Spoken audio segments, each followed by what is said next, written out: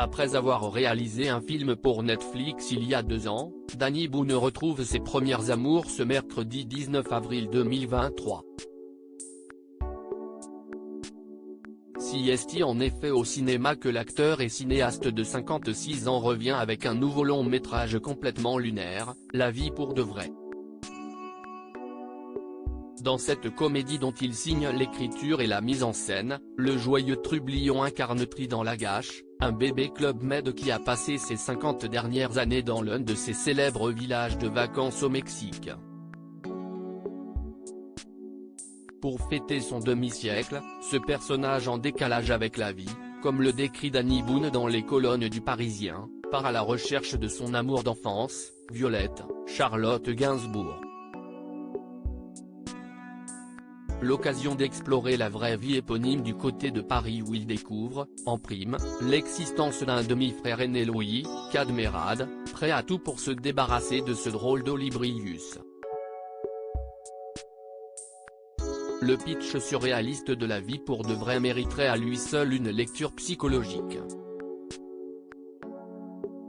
Une approche analytique à laquelle n'est d'ailleurs pas étranger Danny Boone. Le plus célèbre réalisateur ch'ti de France confie à nos collègues du Parisien consulter une thérapeute. Je vais faire les niveaux 2 ou 3 fois par an, explique-t-il. Ce client fidèle se vante même d'avoir toujours la même psy, bien qu'il songe à en changer.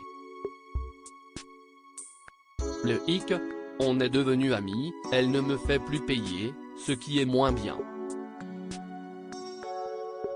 Pas question d'arrêter la thérapie pour autant, car la parole est importante. Avec le temps qui avance. On essaie de grandir sans vieillir, ce qui n'est pas toujours facile, philosophe le cinéaste qu'on aimerait bien voir réaliser une comédie sur la psychanalyse. Pourquoi Danny Boone ne réalisera jamais une comédie sur la psychanalyse touchée à la psychanalyse, si est touché à l'in-time, selon Danny Boone, à qui l'on aurait souvent proposé de raconter sa vie.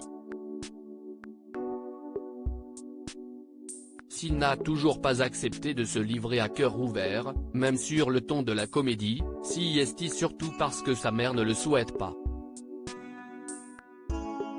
Je respecte sa pudeur, argumente-t-il. Gosse, je la faisais rire quand elle n'allait pas bien. Un sens de l'humour chevillé au corps qu'il tient également de son papa, un ancien boxeur devenu chauffeur routier. Mon père était drôle et connaissait du monde partout. Un portrait craché de son fils parti lui aussi des années plus tard sillonner les routes de France pour apporter un peu de carburant à ses spectateurs. Comique, une vocation paternelle ?